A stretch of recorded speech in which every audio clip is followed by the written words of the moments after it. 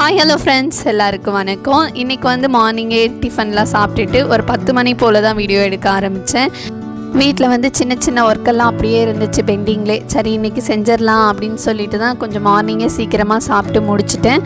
First வந்து பார்த்திங்கன்னா என்னோடய ஹேர் கேர் ரொட்டீன் தான். நான் வந்து என்ன ஆயில் யூஸ் பண்ணுறேன் அப்படின்னாக்கா, இது வந்து வேம்பாலம் பட்டை ப்ளஸ் வந்து தேங்காய் எண்ணெய், நம்ம செக்கில் ஆட்டின எண்ணெய். இந்த ஆயில் வந்து நான் 1 இயராகவே யூஸ் பண்ணிகிட்ருக்கேன். ரொம்ப நல்ல ரிசல்ட்டு கிடைக்கும். ஸ்டார்டிங்கில் வந்து கொஞ்சம் லைட்டாக முடி கொட்டிட்டு அதுக்கப்புறம் தான் நல்லா வளர ஆரம்பிக்குது. அதுக்கப்புறம் முடி கொட்டுறதோ இல்லை டேண்ட்ரஃபோ எதுவுமே இல்லை. ரொம்பவே நல்லாயிருக்கு. கண்டிப்பாக ட்ரை பண்ணி பாருங்கள். இந்த எண்ணெய் எப்படி தயாரிக்கணும் அப்படிங்கிறத நான் வந்து ஷார்ட் வீடியோவாக போட்டிருக்கேன். அதோட லிங்க்கும் நான் கொடுக்குறேன். கண்டிப்பாக ட்ரை பண்ணி பாருங்கள். நம்ம என்றைக்கு ஹேர் வாஷ் பண்ண போகிறோமோ அன்றைக்கி நல்லா எண்ணெயை அப்ளை பண்ணிவிட்டு ஒரு 10 நிமிஷம் நல்லா வந்து மசாஜ் கொடுத்துட்டு இந்த மாதிரி நல்லா கொண்டே போட்டுருங்க. ஒரு 1/2 அன் ஹவர் அது நல்லா ஊறட்டும். அதுக்கப்புறம் பார்த்திங்கனாக்கா நமக்கு ஹேர் வாஷ் பண்ணிக்கலாம். ரொம்பவே நல்ல ரிசல்ட்டு கிடைக்கும். நான் வந்து எண்ணெய்லாம் வச்சுட்டு அதுக்கப்புறம் தான் அந்த ஜன்னல் துடைக்கிற வேலையை ஸ்டார்ட் பண்ணேன். அதுக்குள்ளே நல்லா தலையில் வந்து ஆயிலும் நல்லா ஊறிடும். குளிச்சுட்டு செய்ய முடியாதுல்ல, அதனால் வந்து ஃபஸ்ட்டே இந்த ஜன்னல் துடைக்கிற வேலையை தான் ஸ்டார்ட் பண்ணேன். அதுக்கப்புறம் நான் போய் நல்லா ஹேர் வாஷ் பண்ணிவிட்டு வந்துட்டேன்.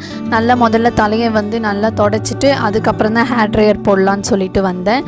இது வந்து பார்த்திங்கன்னா நாங்கள் ஆன்லைனில் வாங்கினது தான். நல்லாவே ஒர்க் பண்ணுது, நல்லாவும் இருக்குது. இதில் வந்து 3 பட்டன் மாதிரி கொடுத்துருப்பாங்க. ஒன்று வந்து நார்மல், இன்னொன்று வந்து லோ ஸ்பீடு, இன்னொன்று வந்து பார்த்திங்கன்னா நல்லா ஹை ஸ்பீடாகவே இருக்கும். நான் வந்து லோ ஸ்பீடில் வச்சு தான் தலையை வந்து நல்லா காய வச்சுக்கிறது. அடிக்கடி யூஸ் பண்ண மாட்டேன், என்றைக்காவது ஒரு தடவை தான் யூஸ் பண்ணுவேன். அதுக்கப்புறம் பார்த்திங்கன்னா இந்த மாதிரி பெரிய பல் வச்ச சீப்பு வச்சு முதல்ல தலையில் மேலேருந்து கீழே வரைக்கும் சிக்கல்லாம் எடுத்துகிட்டு அதுக்கப்புறம் தான் தலை வாரவே ஸ்டார்ட் பண்ணுவேன். நமக்கு சின்ன முடியோ இல்லை பெரிய முடியோ அதை வந்து நம்ம கேர்ஃபுல்லாக பார்த்துக்கிட்டா தானே நமக்கு நல்லது. அதனால் நான் இப்படி தான் யூஸ் பண்ணுவேன் என்னோடய ஹேர் கேர் ரொட்டீன். அடுத்தது பார்த்திங்கனாக்கா கிச்சனில் மதிய லஞ்சு செய்யலாம் அப்படின்னு சொல்லிட்டு தான் வந்தேன். சாப்பாட்டுக்கு அரிசி எடுத்து கழுவி வச்சுட்டேன். அடுத்தது பார்த்திங்கன்னா சாப்பாட்டுக்கு உலையும் ஒரு பக்கம் வச்சுட்டேன்.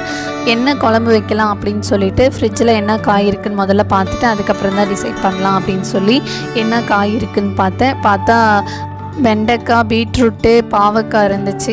ஒன்று வேறு காம்பினேஷனாக இருக்கே அப்படின்னு நினச்சிட்டு சரி வெண்டைக்காய் போட்டு புளி குழம்பு வச்சுக்கலாம், கூடவே அப்பளம் பொரிச்சிக்கலாம் அப்படின்னு சொல்லிட்டு தான் வெண்டைக்காய் எடுத்துகிட்டு இருந்தேன். நான் வந்து வெண்டைக்காய் பொரியல் இல்லை சாம்பார் இல்லை காரக்குழம்பு எது வைக்கணுன்னாலுமே நைட்டே வந்து வெண்டைக்காவை எடுத்து கழுவி ஒரு பாத்திரத்தில் வச்சுருவேன். ஏன்னா அந்த தண்ணியெல்லாம் அப்போ தான் வடிஞ்சு காலையில் செய்யறதுக்கு ஈஸியாக இருக்கும். அதனால் அப்படி தான் வைப்பேன். இன்றைக்கி வந்து நான் அந்த மாதிரி செய்யாதனால வெண்டைக்காவை எடுத்து கழுவிட்டு ஒரு டிஷ்யூ பேப்பர் வச்சு ஃபுல்லாக தொடச்சிட்டேன். அப்போ தான் அந்த வளவளப்பு தன்மை இருக்காது, நல்லாயிருக்கும். அதனால் அந்த மாதிரி தான் இன்றைக்கி வந்து யூஸ் பண்ணிகிட்ருந்தேன். பார்த்திங்கன்னா நல்லாவே ட்ரையாக இருந்துச்சு. ஒரு வேளை டிஷ்யூ இல்லை அப்படின்னாலும் ஒரு காட்டன் கிளாத் வச்சு நல்லா தொடச்சிட்டு அதுக்கப்புறம் கட் பண்ணோன்னா கூட அந்த வளவளப்பு தன்மை இருக்காது, ரொம்பவே நல்லாயிருக்கும். அதுக்கப்புறம் பார்த்திங்கன்னா வெங்காயம், தக்காளி, பூண்டு எல்லாமே வந்து கட் பண்ணி வச்சுட்டேன். இப்போ குழம்பு வைக்கவும் ஸ்டார்ட் பண்ணிட்டேன். ஒரு கடாயில் எண்ணெய் ஊற்றி கடுகு, வெந்தயம், காரக்குழம்பு செய்யணும் அப்படின்னாலே கொஞ்சம் வெந்தயம் போட்டு செஞ்சோன்னா ரொம்பவே டேஸ்ட்டாக இருக்கும். அதனால் வெந்தயம் போட்டுட்டு வெங்காயம் போட்டு நல்லா வதக்கி விட்டுட்டேன். வெங்காயம் நல்லா வதங்கி வந்த பிறகு கூடவே தக்காளியும் போட்டாச்சு. பக்கத்துலேயே பார்த்திங்கன்னா ஒரு கடாயில் கொஞ்சமாக எண்ணெய் ஊற்றி வெண்டைக்காயும் போட்டுட்டேன். நம்ம கொஞ்சமாக தண்ணி இருந்தாலுமே கூட அந்த வளவளப்பு இருக்கும். ஆனால் இந்த மாதிரி நம்ம பண்ணிவிட்டு வெண்டைக்காவை எடுத்து குழம்புல போட்டோம் அப்படின்னாக்கா கொஞ்சம் கூட அந்த வளவளப்பு தன்மை இருக்காது. அதனால தான் அப்படி பண்ணேன். வெங்காயம், தக்காளி ரெண்டுமே வந்து நல்லா வதங்கி வந்துருச்சு. கூடவே வந்து வெண்டைக்காயும் வந்து அதில் போட்டுட்டு மிளகாய்த்தூள், மஞ்சத்தூள், கொஞ்சமாக வந்து கல்லுப்பு இதையும் போட்டு நல்லா வதக்கி விட்டுட்டேன். கூட வந்து தேவையான அளவு தண்ணியும் முதல்ல ஊற்றிட்டு நல்லா மிக்ஸ் பண்ணி விட்டுறலாம். இது வந்து கொஞ்சம் நல்லா கொதிச்சு வரட்டும். அதுக்கப்புறம் தான் நம்ம வந்து புளி தண்ணி ஊற்ற போகிறோம். ஃபஸ்ட்டே வந்து புளி தண்ணி ஊற்றக்கூடாது. இந்த மாதிரி கொதித்த பிறகு தான் புளி தண்ணி ஊற்றிட்டு இது வந்து நல்லா கொதிச்சு வரட்டும். அப்போ தான் அந்த டேஸ்ட் ரொம்ப நல்லாயிருக்கும். ஒரு மூடி போட்டு மூடி வச்சிடலாம். பாட்டிலில் எல்லாத்துலேயும் எண்ணெய் காலியாக இருந்துச்சு. சரி எண்ணெய்லாம் ரீஃபில் பண்ணிடலாம் அப்படின்னு சொல்லிட்டு தான் எண்ணெய் பேக்கே எடுத்துகிட்டு வந்துட்டேன். எல்லா பாட்டில்லையுமே எண்ணெய் ஊற்றிடலாம் அப்படின்னு சொல்லிட்டு தான் எல்லா பாட்டிலையும் எடுத்து வச்சுட்டேன். ஏன்னா போன தடவை தான் கழுவுனேன், அதனால் இந்த தடவை கழுவலை, அப்படியே தான் எண்ணெய் ஊற்றுறேன். நெக்ஸ்ட் டைம் வந்து வாஷ் பண்ணிவிட்டு அதுக்கப்புறம் ஊற்றிக்கலாம் அப்படின்னு சொல்லிட்டு. எனக்கு வந்து பிடிக்காத வேலை என்னன்னு கேட்டிங்கன்னா இந்த எண்ணெய் ஊற்றி பாட்டிலில் ஸ்டோர் பண்ணி வைக்கிறது தான். பெரிய பாட்டிலாக இருந்தால் கூட பரவாயில்ல, இந்த கண்ணாடி பாட்டில் வாங்கினதுலேருந்து எண்ணெய் ஊற்றுறதுக்கே கொஞ்சம் சிரமமாக இருக்குது. அந்த மணல் மாதிரி கொடுத்துருந்தாங்க, ஆனால் அது எங்கே போச்சுன்னே தெரியல. நானும் தேடி பார்த்துட்டு விட்டுட்டேன். முதல்ல வந்து ஒரு அகலமான ஒரு பாட்டிலில் எண்ணெய் ஊற்றிட்டு அதுக்கப்புறம் தான் மெதுவாக கிளாஸ் பாட்டிலில் ஊற்றினேன். அப்போ சிந்தாமல் ஓரளவுக்கு ஊற்றி முடிச்சிட்டேன். அதுக்கப்புறம் பார்த்திங்கனாக்கா அப்பளம் பொரிச்சிடலாம் அப்படின்னு சொல்லிட்டு தான் ஒரு கடாயில் எண்ணெய் ஊற்றிட்டு இருந்தேன். எண்ணெய் சூடானதும் வந்து இது கடையில் வாங்கின அப்பளம் தான். லாஸ்ட் டைம் வந்து நாங்கள் டிமார்ட் போயிருந்தப்போ லியோ வந்து எடுத்திருந்தா இந்த அப்பளம் வேணும்னு சொல்லிட்டு, சரி இன்றைக்கி அவளுக்கு இதை பொரிச்சு கொடுத்துடலாம் அப்படின்னு சொல்லிட்டு தான் அப்பளமும் பொரிச்சிட்டு இருந்தேன். லியோனாவுக்கு சாப்பாட்டு கூட அப்பளம் வச்சு கொடுத்தா போதும், சாப்பாடை விட்டுருவாங்க, அப்பளம் தான் ஃபுல்லாக சாப்பிட்டு முடிச்சிருவாங்க. அதனாலேயே சாப்பாட்டுக்கு வந்து 2 அப்பளம் தான் வச்சு முதல்ல சாப்பாடு சாப்பிட்டு முடிக்கணும் அப்படின்னு சொல்லியே தான் கொடுத்துருந்தேன்.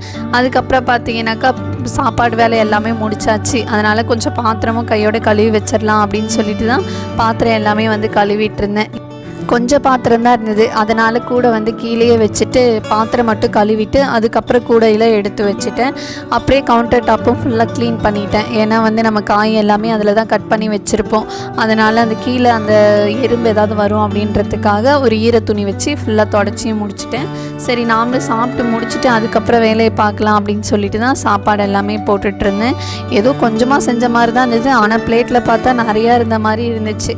வேலையெல்லாம் முடிச்சிட்ட பிறகு தான் பார்த்தேன், சரி முட்டையும் ஒன்று அவிச்சிக்கலாம், ஏன்னா காரக்குழம்புக்கு நல்லாயிருக்கும் அப்படின்னு சொல்லிட்டு முட்டையும் வந்து அவிச்சு வச்சிட்டேன். சரி நம்ம சாப்பிட்டுட்டு அதுக்கப்புறம் வேலையை ஸ்டார்ட் பண்ணலான்ட்டு தான் நான் சாப்பிட்டு முடிச்சிட்டேன். நான் சாப்பிட்டு முடிச்சதுமே லியோ வந்து தூக்கம் வருதுன்னு சொல்லிட்டு ஒரே அழுக. சரின்னு சொல்லி லியோனாவே கொஞ்சம் நேரம் தூங்க வச்சுட்டு அதுக்கப்புறம் தான் வந்து வேலையை ஸ்டார்ட் பண்ணேன். இது வந்து அயர்ன் பண்ணுற டேபிள் ரொம்ப டஸ்ட்டாகவும் இருந்துச்சு, மேலே உள்ள அந்த ஷீட் வந்து ரொம்ப அழுக்காக இருந்துச்சு. சரி அதை எடுத்துகிட்டு வாஷ் பண்ணிவிட்டு அதுக்கப்புறம் போடலாம் அப்படின்னு சொல்லிட்டு தான் அது வந்து கலட்டுறதுக்கு கொஞ்சம் பாடாக இருந்துச்சு, ஆனாலும் வந்து கலட்டி முடிச்சிட்டேன். அதுக்கப்புறம் வந்து ஒரு துணி வச்சு ஃபுல்லாக அந்த டஸ்ட் எல்லாமே வந்து அந்த கம்பியிலலாம் ஒட்டிகிட்டு இருந்தது, அதெல்லாமே வந்து எடுத்துட்டு அந்த ஷீட்டையும் வந்து நல்லா ஊற வச்சுட்டேன். சரி ஊறினதுக்கப்புறம் துவைச்சா நல்லா அழுக்கு போகும் அப்படின்றதுக்காக முதல்ல ஊற வச்சுட்டேன். இன்றைக்கி வந்து துணி எல்லாமே வந்து மிஷின்லேயே போட்டுடலாம், ஏன்னா இன்னும் கொஞ்சம் ஒர்க் இருக்குது. சரி இதை துணி துவைக்க ஆரம்பித்தோம் அப்படின்னா அந்த ஒர்க்கெல்லாம் கெட்டு போயிடும். அதனால் வந்து துணியெல்லாம் வந்து மிஷினில் போட்டுடலாம் அப்படின்னு சொல்லிட்டு தான் துணி எடுத்துகிட்டு இருந்தேன். நான் முதல்ல எப்போ துணி வாஷ் பண்ணணும் மிஷினில் போடணும் அப்படின்னாலுமே முதல்ல துணியெல்லாம் பிரித்து பார்த்துட்டு பேக்கெட்டில் ஏதாவது வச்சுருக்காங்களா, ஏன்னா ஒரு தடவை அப்படி தான் வச்சுருக்கும் போது பென்ட்ரைவோடு போட்டுட்டேன். அதனால் வந்து முதல்ல எல்லாத்தையும் செக் பண்ணிவிட்டு அதுக்கப்புறம் தான் மிஷினில் துணி போட ஆரம்பிப்பேன். மிஷினெல்லாம் ஆன் பண்ணிவிட்டு லிக்விட்லாம் ஊற்றிட்டேன். சரி அது முடியறதுக்குள்ளே இந்த ரேக்கெல்லாம் க்ளீன் பண்ணிடலாம் அப்படின்னு சொல்லிட்டு தான் வந்தேன். இது என்றைக்கோ க்ளீன் பண்ணணும்னு நினச்சிக்கிட்டே இருந்தேன், ஆனால் எனக்கு டைமே கிடைக்கல. சரி இன்றைக்கியாவது க்ளீன் பண்ணி வச்சிடலாம் அப்படின்னு சொல்லிட்டு தான் எல்லா திங்ஸையும் வந்து எடுத்துகிட்டு இருந்தேன். இது வந்து கொஞ்சம் பொறுமையாக தான் க்ளீன் பண்ணேன், ஏன்னா வந்து கொஞ்சம் கிளாஸ் ஐட்டமாக இருக்கும், அதனால் வந்து பொறுமையாக தான் எல்லாத்தையும் எடுத்து வச்சுட்டு இருந்தேன். இது வந்து டிவியோட செட்டப் பாக்ஸ் தான் மேலே இருக்கிறது. அது வந்து மேலே அப்போ வைக்க இடம் இல்லை, வைக்க முடியலை, அதனால் வந்து இதுக்குள்ளேயே வச்சுட்டாங்க. ஆனால் எனக்கு ஒரு தடவையும் எடுக்கும்போது வந்து கொஞ்சம் கஷ்டமாகவே இருந்துச்சு. அதனால் இன்றைக்கி அதெல்லாம் எடுத்து அதை மேலேயே செட் பண்ணிடணும் அப்படின்னு தான் முதல்ல க்ளீன் பண்ணவே ஸ்டார்ட் பண்ணேன். ஆனால் வந்து கரெக்டாக செட் பண்ணி முடிச்சிட்டேன். அதுக்கப்புறம் வந்து அந்த டேபிள் மேலே இருக்கிற அந்த பேப்பரெல்லாம் எடுத்துகிட்டு ஃபுல்லாக தொடச்சிட்டு அதுக்கப்புறம் வேறு பேப்பர் போட்டுட்டு கிளாஸ் பாத்திரம்லாம் வந்து கொஞ்சம் உள்ளார அடிக்கிட்டேன். அப்புறம் எது தேவையோ அதெல்லாம் வந்து முன்னாடி வச்சுக்கலாம், தேவையில்லாத யூஸ் பண்ணாததெல்லாம் வந்து கொஞ்சம் பின்னாடி வச்சிடலாம், ஏன்னா எடுக்கும்போது கொஞ்சம் டிஸ்டர்பன்ஸாக இருக்கும். அதனால் அப்படி வச்சுட்டேன். இந்த கிளாஸ் பாத்திரம் மட்டும் மேலே ஃபஸ்ட் ரேக்கில் வச்சுட்டேன், மீதியெல்லாம் வந்து 2 ரேக்லேயும் வச்சுக்கலாம் அப்படின்னு சொல்லிட்டு தான் எல்லாத்தையும் எடுத்து வச்சுட்டு இருந்தேன். அதுக்கப்புறம் வந்து இது குட்டி குட்டி தட்டு, ஃப்ளாஸ்க்கு, அப்புறம் வந்து ஒரு 2 பானை, அப்புறம் வந்து கப்பு, டீ குடிக்கிற கப்பு, இதெல்லாம் தான் வச்சுருக்கேன். இது வந்து கிச்சன்லேயே வச்சுருக்கலாம், கிச்சனில் வந்து அந்த அளவுக்கு இடம் இல்லாதனால நான் வந்து இதுக்குள்ளேயே வச்சுக்கிட்டேன். இது ரொம்ப நல்லா கம்ஃபர்டபுளாகவும் இருக்குது, பார்க்குறதுக்கு நல்லாவும் இருக்கும், எடுக்கவும் நல்லா கம்ஃபர்டபுளாக இருந்துச்சு. அதனால் சரின்னு சொல்லிவிட்டு இங்கே வச்சுட்டேன். கம்ப்ளீட்டாக வந்து எல்லா வேலையும் முடிச்சிட்டேன். சரி இதோட முடிச்சிடலான்னு பார்த்தா பக்கத்தில் பார்த்தீங்கன்னா லியோனா பண்ணுற வேலை இதெல்லாம் பேப்பர் எல்லாம் எடுக்கிறது, அவளோட ஸ்லேட்டு இதெல்லாம் வந்து அப்படியே வச்சுட்டு அந்த இடமே கொஞ்சம் நல்லா டஸ்ட்டாக இருந்துச்சு. சரி இதையும் கையோட க்ளீன் பண்ணிடலாம் அப்படின்னு சொல்லிட்டு தான் அந்த இடத்தையும் வந்து எல்லாத்தையும் எடுத்து வச்சுட்டு தேவையான பொருள் மட்டும் எடுத்துகிட்டு தேவையில்லாதெல்லாம் வந்து எடுத்தும் போட்டுட்டேன். அதே மாதிரி பக்கத்து கபோர்டு அதே மாதிரி தான் இருந்துச்சு. அந்த டைரி, நோட்டு அது எல்லாமே அப்படியே கலைஞ்சி இருந்தது. அதையும் வந்து ஃபுல்லாக எடுத்துகிட்டு பேப்பர்லாம் மாற்றிட்டு ஃபுல்லாக அடுக்கி வச்சுட்டு ரொம்பவே நீட்டாக இருந்தது பார்க்கும்போது. அப்புறம் பார்த்திங்க அப்படின்னா மேல் ரேக்கு பார்த்திங்கனாலே தெரியும், ஃபுல்லாக குத்தி விடுற கிளிப்பு எல்லாமே அதுக்குள்ளே தான் இருந்துச்சு. க்ரையான்ஸு, பென்சிலு, ஷார்ப்னர், இரேசர் அப்படின்னு சொல்லிட்டு அவங்க தேவையான பொருள் தான் அவ்வளவும் இருந்துச்சு. எல்லாத்தையும் ஷார்ப் பண்ணி அதிலே போட்டுருவா போல், அதனால் ஃபுல்லாக டஸ்ட்டாகவே இருந்துச்சு. சரின்னு சொல்லி எல்லாத்தையும் எடுத்து வச்சு அவளையும் கூப்பிட்டு க்ரையான்ஸ் எல்லாம் எடுத்து இந்த பாக்ஸில் போடுன்னு சொல்லி லியோனாவும் நானுமே சேர்ந்து ஃபுல்லாக க்ளீன் பண்ணி முடிச்சிட்டோம். இந்த ஒர்க்கெல்லாம் முடிக்கிறதுக்குள்ளேயே மணி வந்து 5 o'clock ஆகிடுச்சு. சரி ஸ்ட்ராங்காக ஒரு காஃபி குடிக்கலாம் அப்படின்னு சொல்லி தான் போட்டுட்ருந்தேன். நான் இந்த மாதிரி ஒர்க்கெல்லாம் பண்ணும்போது பார்த்தீங்க அப்படின்னாக்கா டிவிலையாவது இல்லை ஃபோன்லேயாவது பாட்டு வச்சு விட்டு தான் செய்வேன். அப்படி எனக்கு செய்யும்போது வந்து அந்த டயர்ட்னஸ்ஸே தெரியாது, ரொம்ப நல்லாயிருக்கும். நீங்களும் வந்து கண்டிப்பாக ட்ரை பண்ணி பாருங்கள். அவ்வளோதாங்க, இந்த வீடியோட எண்டுக்கு நம்ம வந்தாச்சு. இந்த வீடியோ உங்களுக்கு பிடிச்சிருக்குன்னு நம்புகிறேன். இந்த வீடியோ உங்களுக்கு பிடிச்சிருந்ததுனாக்கா லைக் பண்ணிக்கோங்க. நம்ம சேனலில் ஃபஸ்ட் டைம் பார்க்குறீங்க அப்படின்னா மறக்காமல் சப்ஸ்கிரைப் பண்ணி சப்போர்ட் பண்ணுங்கள். தேங்க்ஸ் ஃபார் வாட்சிங். பாய் பாய்.